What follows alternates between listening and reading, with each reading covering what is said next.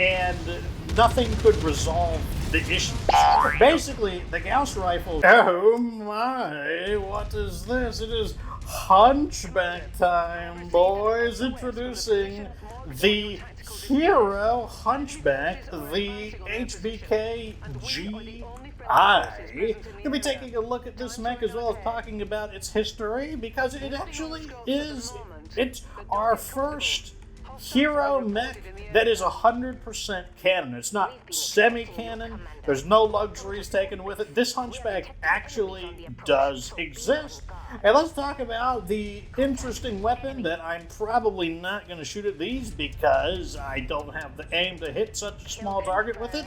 Alright, so the Hunchback GI is a heavily modified Hunchback armed with, BAM! A devastating Gauss rifle. This is the first time the weapon has been deployed. Well, it looks like they changed the animation for it when it fires. Like before, it has like way more particle effects than it did back before the DLC. But yes, this Hunchback is just bristling with a variety of weapons. Kind of interesting looking too. It kind of looks like it's a football player because like the numbers on the back of it just make it seem like it's a ball player of some kind. But this mech is absolutely bristling with a variety of weapons, including weapons of every major class. Ballistic. What do we got here? But we got ballistic weapons, we got missile weapons, we got laser weapons. So you already saw the Gauss rifle. Here comes the SRM-6, which is already, like what? You got like ballistic and missiles? I think out of all the other Hunchbacks, none of them have that combination. Like there's lasers and missiles, lasers and ballistic, but there is no ballistic and missile. Boom! So the Gauss rifle is like basically like the sniper cannon of the BattleTech universe. It is. It doesn't suffer from any bullet drop or anything like that, or at least I don't think it does. Like maybe there's a small amount of it, but I'm pretty sure it just travels in a straight line. It has an extremely long range, although not as long range as it's comparable to about AC-5. Here we go. Bam! Look at that, like punches right through the torso armor. But in addition to that, we have more weapons. Here comes a pair of medium pulse lasers and the small laser that's a lot, oh my god, just blasting through the armor of this mech. Let me line up the shot. Boom! Zap! Missiles, a little bit of everything, and he's going down. The Gauss rifle is kind of like a long-range AC-20. It's not that powerful. It doesn't do 20 damage. It does about 15. But one of the big advantages of it is that it's very long range and it doesn't generate really any heat. It's a very cool weapon. Boom! Look at that. Massive damage on the center torso. And that is the end of it.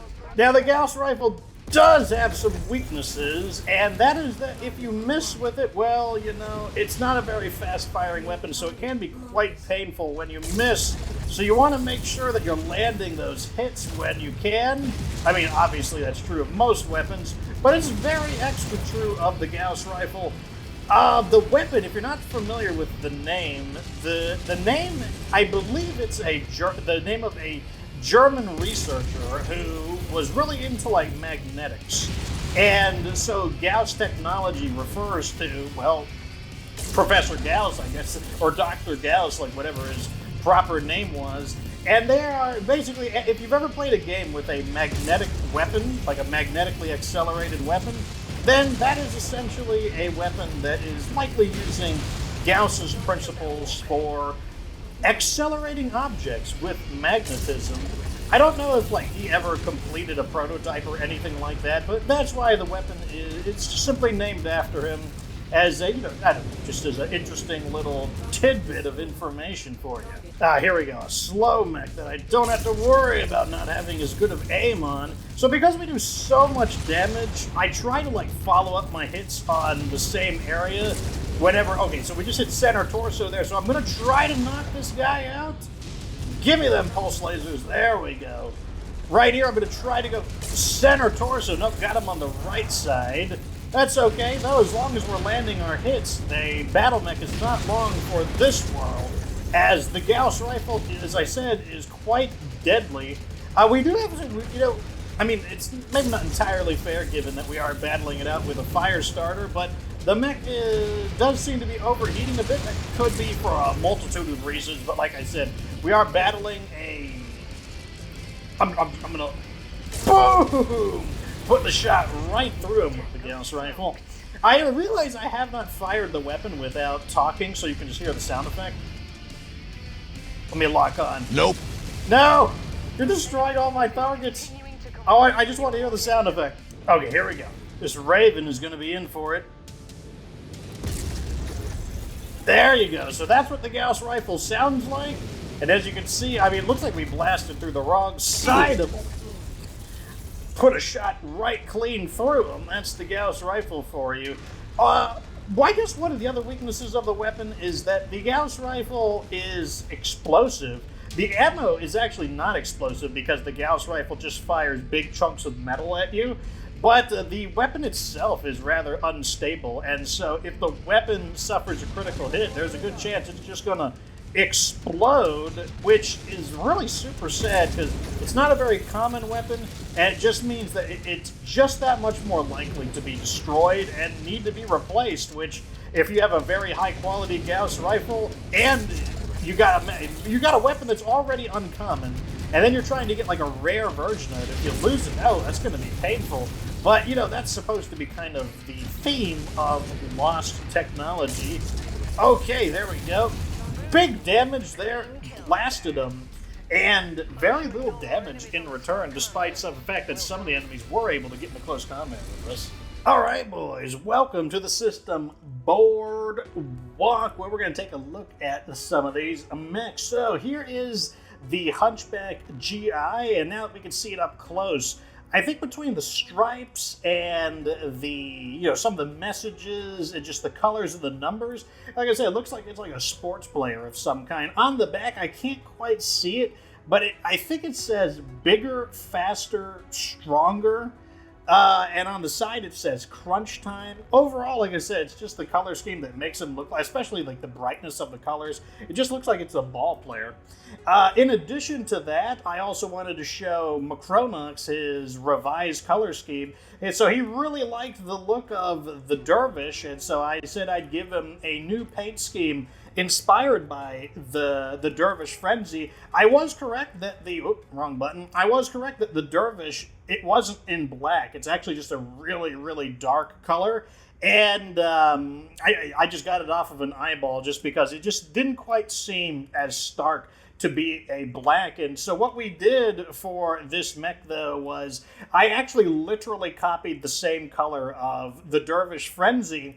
And then from there, all these colors are technically in the same family.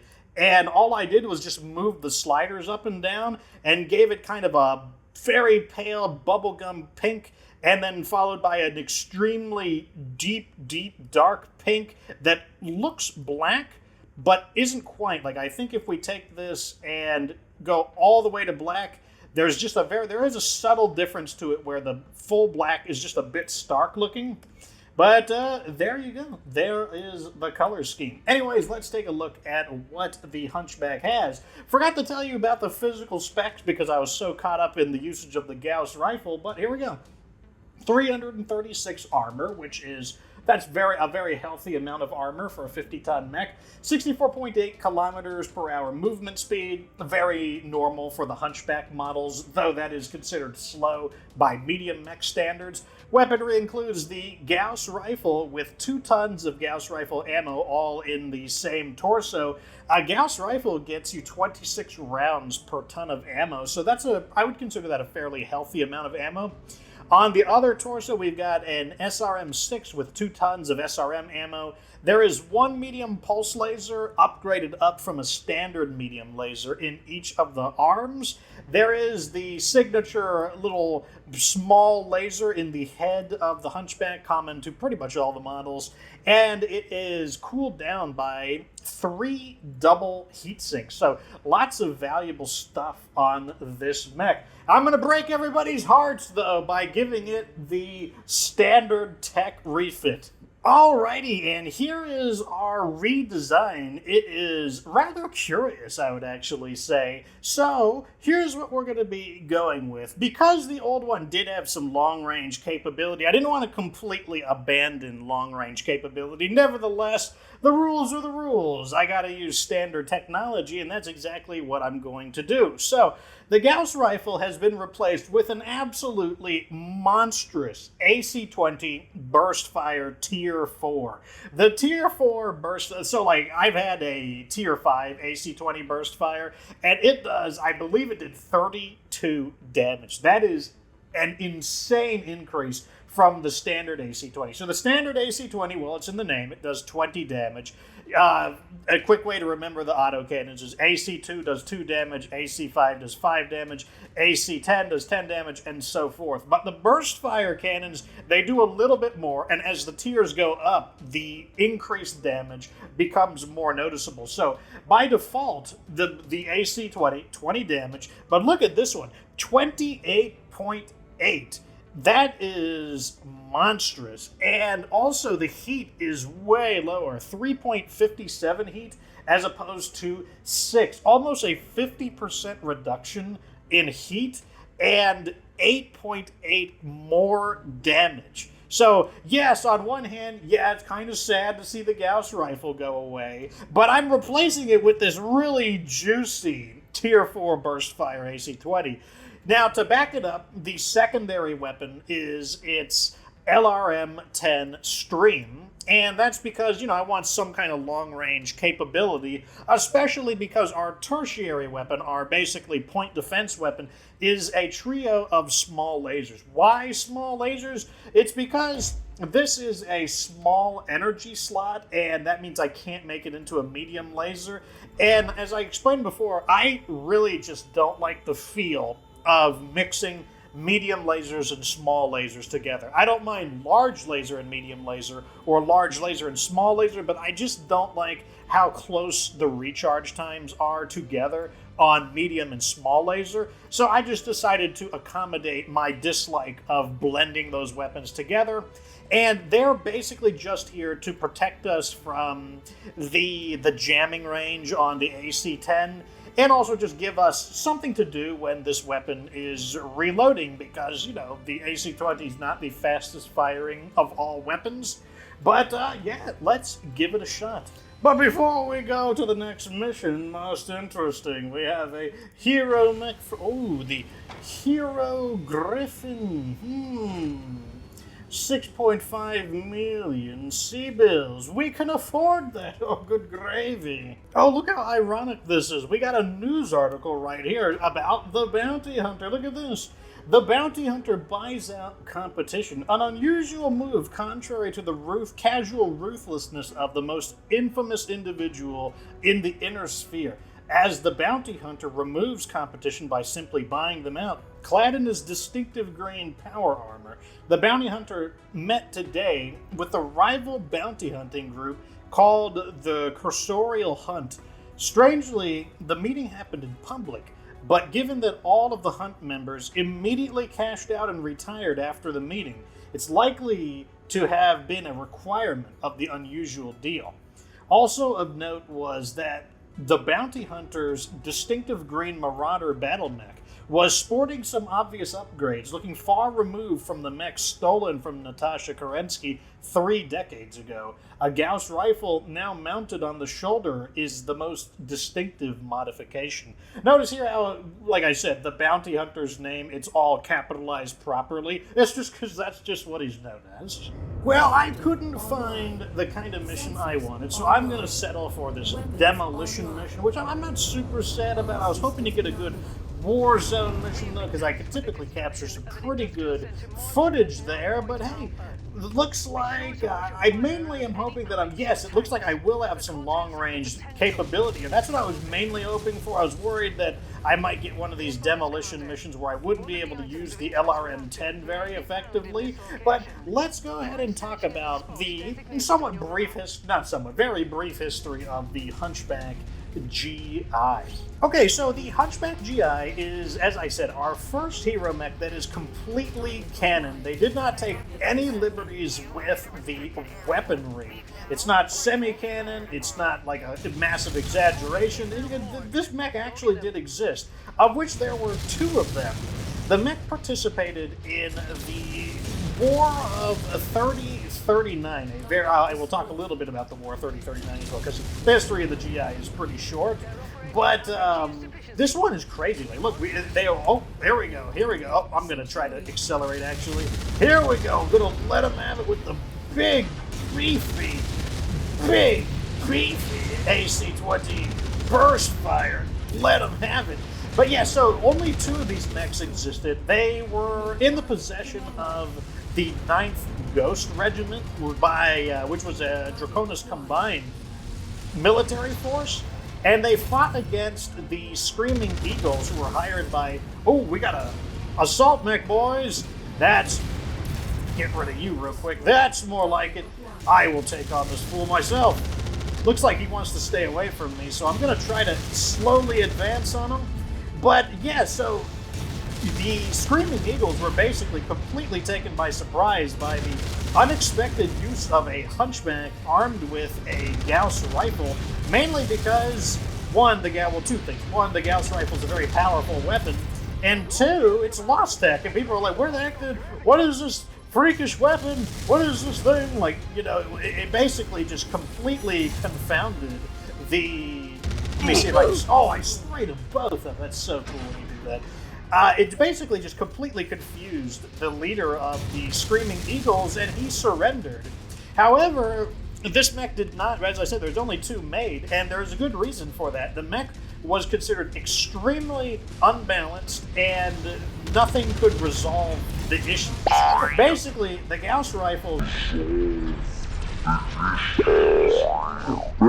What?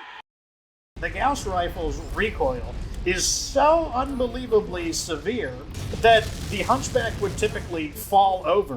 When you pull the trigger on the Gauss rifle, it would just fall right on its back most of the time.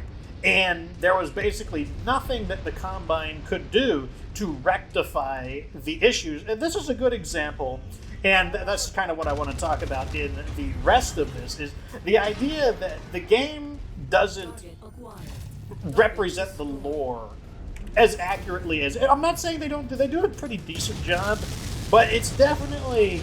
There's a lot of details about the game, and I'm sure they do this in order to make the game more fun.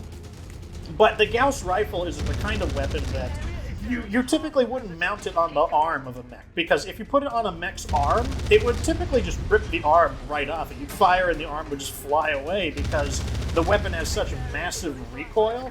Another thing is that the War of 3039 is an example of where, canonically, it's kind of the beginning of Lost Tech appearing. Like, all this Lost Tech that we're getting... So some of you have noticed that I don't really use Lost Tech, and it's because, like, I kind of don't like Lost Tech, because if you want to get down to it, it's kind of non-canon. It's not that Lost Tech doesn't exist, but it's not rare. Like, rare doesn't describe it. Lost Tech should be one step off of extinct. That is how rare it is. And so you shouldn't be able to just casually find lost technology just willy-nilly all over the inner sphere. Like, to me, that it just doesn't make sense. And I know they do it because it's fun to have, lost tech, but that's why I don't like to use lost tech. I also feel like it makes the game more balanced to not use lost tech. Like, for example, we're about to battle a lost tech refit in Blackjack. This Blackjack with the double PPCs. He uses, I believe, an endo steel. No, he uses double heat sinks in order to make its design even possible. So, I'm not saying that, there aren't canon designs, but when the Helm memory core was recovered in 3024, yes, it's true that Lost Tech, the knowledge began to filter back in, but Lost Tech didn't come back into production really until, or it wasn't fielded in a meaningful way until the Battle of 3039. So that's a pretty long ways away. And another thing is, it's not like they were using just endo steel structure and furrow fibrous armor and double heat sinks. No, they were using crude, primitive, rocks and sticks prototypes of it. It was not the same thing as Star League endo steel or Star League furrow fibers. It wasn't Star League double heat sinks. It was just the beginning of prototypes of these lost technologies, and on top of that, they were made in tiny quantities just for extremely elite fighting groups. So Lost Tech was still basically extinct until the clans invade in 3050. Oh, what is this? We have found ourselves another... Now he's using... One of the things that sucks about this mech is that it's not very fast, but it doesn't matter when you just... okay, I understand that mech doesn't have a lot of armor, but still, like, we just pancaked that mech. Oh, I should add, if you like to use Lost Tech, that's not a stab at anybody if they like to use Lost Tech. That is just a complete preference of mine. Not using Lost Tech, it helps me feel more immersed. Hopefully by now a lot of you guys realize that the Battletech IP is very important to me, and I thought I had lost this series. When FASA went out of business, I thought I would never play a new MechWarrior game ever again. And I don't count MechWarrior Online. I meant like a MechWarrior with a number, MechWarrior 5. So when I play this game, it's just very important to me to get, I guess, kind of the most authentic feel to it. I mean, I understand there's liberties that they take to make the game funner, and I have no problem with that. But because it's my playthrough, that's what I like to do. Oh, who is this? We have found ourselves a very pesky mech that is going to be quickly squishinated. Oh my god, this AC-20 BF, it's like, it is absolutely brutal. And like I said, the tier 5, oh, they're bringing in more. I mean, I'm going kind of a long way. I guess it's working in my favor. I did want to smash a few extra mechs. I'm going to get them as soon as they come out. What are you dropping? What are you dropping? What are you dropping? Engage! Oh, they brought an Orion with them. Interesting. Let's get this guy out of here first because he is a more lightly armored mech. Going right at him. Not dodging too much by walking straight at him, but that should... He lived! Come on, get out of here. There we go. Everybody focus fire on the Orion. That's actually a mech that General Kerensky himself is a iconic pilot of the Orion. You will eventually get to that one. It is a 75-ton mech and is kind of like a little tiny Atlas, or like a really big Centurion, depending on what perspective you'd like to look at it from. Oh, look at this Vindicator. We found it in this condition. I guess it appeared over... Yeah, it's over right next to Rihanna, so Rihanna's been just like pounding this with her dropship weaponry. That's good. Oh my god, look at all of the missiles that we can even contribute with it. You know, we're kind of like a Centurion, actually, except we use the mighty AC-20 instead of an AC-10. I love autocannons in general. Autocannons, definitely my favorite weapons, along with flamers. Okay, so we can actually see it right here. Here is the Blackjack. I think we're going to take it just because it is technically a higher grade Lost Tech redesign, and then I'm just going to grab a bunch of this stuff. In the damage report, a very impressive 1,395 damage. We just like plowed through some of these mechs where we barely took any damage, even though we scrapped some pretty significant armor. Like, we scrapped multiple heavy mechs, and I think definitely a lot of it is just the crazy firepower of the Hunchback GI. So, the Hunchback GI, I bet a lot of you guys were kind of sad that I took away the Gauss rifle, but I bet you're also impressed by how quickly the high-grade AC-20 BF just smoked those enemies, and the LRM-10 just gives us just that little bit of flexibility for engaging at long. We could contribute with the other battle mechs that had LRM, SWAT down helicopters. One thing I think I will change is I feel like especially because the Tier 4 AC-20 has much less heat output, I believe, or heat generation, I believe I will remove one heatsink and add an extra ton of AC-20 ammo in there to get us up to 60 rounds, because I felt like the heat was doing just fine, to be honest. Overall, though, I think it's a really, really fantastic battle mech. I mean, if you're a fan of the Hunchback, you definitely want to get your hands on one of these. It's just a really, really powerful battle mech. I mean, I guess it has even worse vision just because the two shoulder-mounted weapons are completely obscuring your vision. Actually, the clans have a Hunchback, the Hunchback 2, and it has an AC-20 on both of its shoulders, so all you can only see like straight forward because the gun is blocking your vision everywhere. Anyways, there you go. That should also explain like why I don't. If you're ever wondering why don't I use any Lost Tech, I'll use it at the very end of the series after we have refitted all of the mechs once with a standard tech design. Then I will open the floodgates and we will just pimp out some just super good battle mechs with nothing but or as much Lost Tech as we can pack on them, and hopefully by the time I get to that point I'll have such a large collection of Lost Tech that we'll be able to make some really interesting designs. But don't worry, the Lost Tech designs, they're coming down in the pipeline, but right now we're just doing it the old-fashioned classic, no fancy schmancy stuff. Anyways, let me know what you think down in the comments section. How would you have designed the Hunchback GI? Let me know down in the comments section. Like the video if it was entertaining. Subscribe for future MechWarrior 5 Heroes of the Inner Sphere rags to riches content. Of course, remember that you don't have to be good to get good.